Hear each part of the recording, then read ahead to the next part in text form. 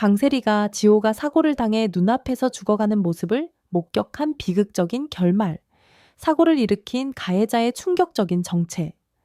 강세리는 차가운 밤 공기 속에서 황기찬의 집 앞에 서 있었다. 그녀의 손은 떨렸고 눈에는 절박함이 가득했다. 문을 두드리며 애원했지만 문은 굳게 닫혀 있었다. 기찬아, 제발. 지호를 생각해서라도 문 좀 열어줘. 그녀의 목소리는 갈라졌지만 집 안에서는 아무런 응답도 없었다. 황기찬은 이미 그녀의 거짓과 배신에 질려버렸다. 지호, 그들의 아들로 믿었던 아이를 위해 그녀가 무릎을 꿇고 빌었지만 기찬의 마음은 이미 얼어붙어 있었다. 너 같은 여자는 내 집에 발도 못 들여놔. 그의 목소리는 문 너머로 차갑게 울렸다. 세리는 문안 앞에서 무너지듯 주저앉았다. 하지만 지호를 향한 모성애는 그녀를 다시 일으켰다. 그녀는 마지막 희망을 품고 시어머니 노숙자에게로 향했다. 노숙자는 처음엔 단호했다. 세리야, 너 때문에 우리 집이 이 지경이 됐어. 이제 그만해. 하지만 세리는 포기하지 않았다. 값비싼 선물과 애원하는 눈빛으로 노숙자의 마음을 흔들었다. 어머니, 지호가 보고 싶어요. 제발. 단 한 번만이라도.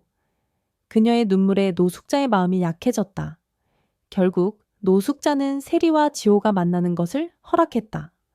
단, 아이를 다치게 하면 가만두지 않겠어. 노숙자의 경고에도 세리는 기뻤다.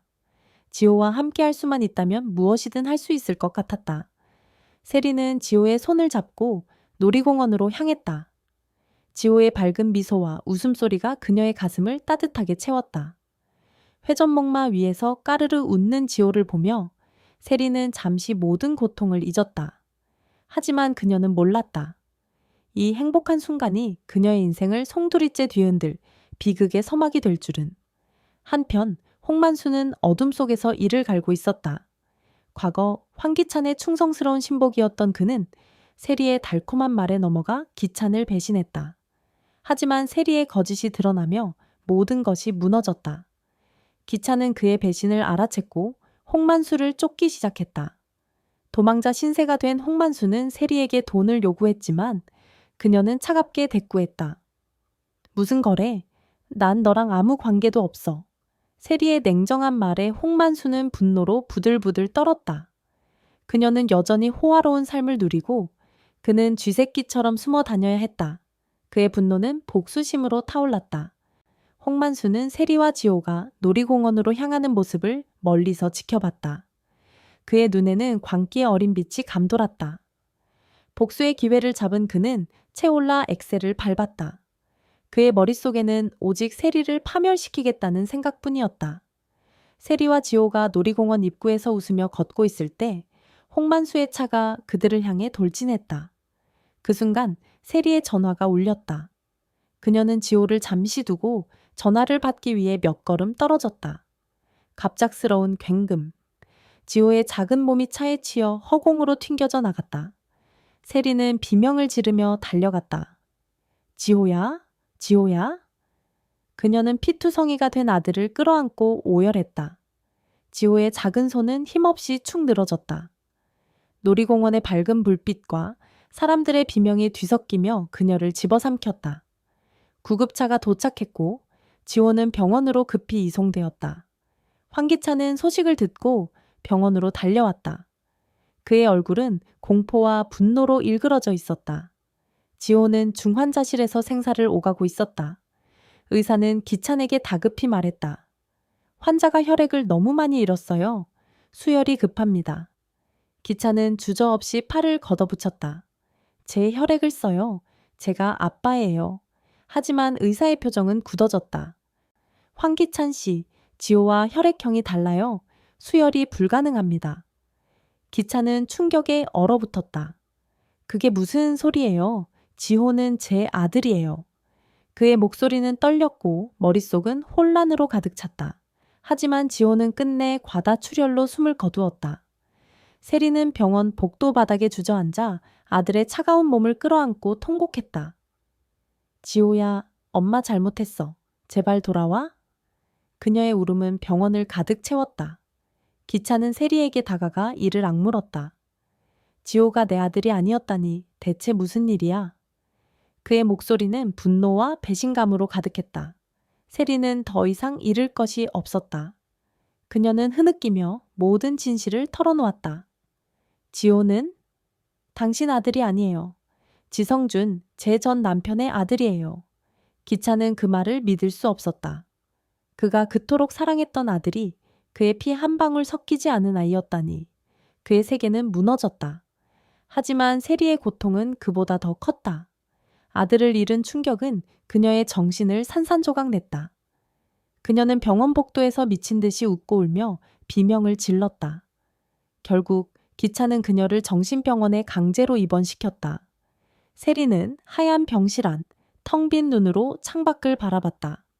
그녀의 손에는 지호의 장난감 하나가 쥐어져 있었다. 지호야, 엄마가 미안해. 그녀의 중얼거림은 병실의 정막을 깼다. 하지만 아무도 그녀의 말을 듣지 않았다. 기찬은 병원 문을 나서며 차가운 바람을 맞았다. 그의 눈에는 복수심과 허망함이 뒤섞여 있었다. 지호의 죽음, 세리의 배신, 그리고 홍만수의 행방. 이 모든 비극의 끝은 어디일까?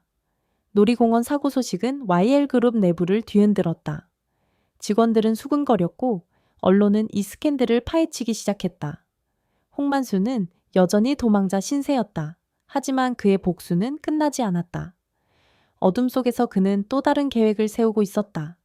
세리를 파멸시켰지만 그의 분노는 기찬에게로 향하고 있었다. 이 비극의 다음 장은 어떤 충격을 안길 것인가? 놀이공원 사고의 여파는 YL그룹을 뒤흔들며 거대한 폭풍을 몰고 왔다. 직원들은 숨죽인 채 수군거렸고 언론은 이 스캔들을 파헤치기 위해 혈안이 되어 있었다. 강세리의 비극적인 몰락, 지호의 죽음, 그리고 황기찬의 배신감은 세간의 입에 오르내리며 끝없는 추측을 낳았다. 하지만 이 모든 소란 속에서 홍만수는 여전히 어둠 속에 숨어 있었다. 그는 도망자였지만 그의 눈에는 여전히 복수의 불길이 타오르고 있었다. 세리를 파멸시킨 것으로도 모자랐던 그는 이제 황기찬을 겨냥했다. 그의 머릿속에는 치밀하고도 잔혹한 계획이 싹트고 있었다. 이 비극의 다음 장은 어떤 충격을 안길 것인가? 홍만수는 어두운 골목에 몸을 숨긴 채 숨을 고르고 있었다. 그의 손에는 달아빠진 사진 한 장이 쥐어져 있었다. 사진 속에는 젊은 시절의 기찬과 만수가 나란히 웃고 있는 모습이 담겨 있었다. 한때 형제처럼 지냈던 두 사람. 하지만 이제 그 우정은 배신과 증오로 얼룩져 있었다. 만수는 이를 악물었다. 황기찬, 네가 내 인생을 망쳤어. 이제 너 차례야. 그의 목소리는 차갑고 날카로웠다. 그는 세리의 배신에 분노했지만 그보다 더 큰 분노는 기찬을 향한 것이었다. 기찬이 자신을 이용하고 버렸다고 믿었기 때문이다. 그의 복수는 단순한 복수가 아니었다. 그것은 기찬의 모든 것을 송두리째 파괴하려는 광기 어린 집념이었다. 한편 황기찬은 병원 복도에 서 있었다. 지호의 죽음은 그의 가슴을 갈기갈기 찢어놓았다. 그가 그토록 사랑했던 아들이 자신의 피 한 방울 섞이지 않은 아이였다는 사실은 그를 끝없는 나락으로 밀어넣었다. 그는 세리를 정신병원에 가둬버렸지만 그로도 마음의 공허함은 채워지지 않았다. 그의 눈은 텅 비어 있었고 손은 떨리고 있었다. YL그룹의 회장실로 돌아온 그는 책상에 앉아 멍하니 창밖을 바라봤다. 서울의 야경이 반짝였지만 그의 마음은 어둠에 잠겨 있었다. 그때 그의 전화가 울렸다.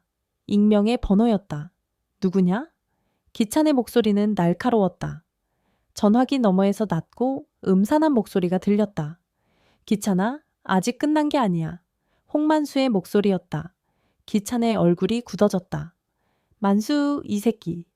어디야? 하지만 전화는 이미 끊겨 있었다. 홍만수는 기찬을 무너뜨리기 위해 새로운 계획을 세웠다.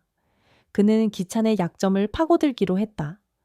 YL그룹 내부의 부패와 비밀, 그리고 기찬이 숨기려 했던 과거의 어두운 거래들.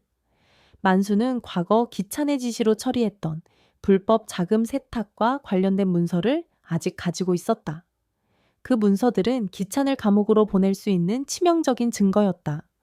하지만 만수는 단순히 기찬을 법의 심판대에 세우는 것으로 만족하지 않았다. 그는 기찬의 모든 것을 빼앗고 싶었다. 명예, 가족, 그리고 그의 제국까지. 만수는 기찬의 동생 황기한을 찾아갔다. 기한은 여전히 지호의 죽음으로 충격에 빠져 있었다. 그는 세리가 정신병원에 갇혔다는 소식을 듣고도 복잡한 감정을 떨쳐내지 못했다.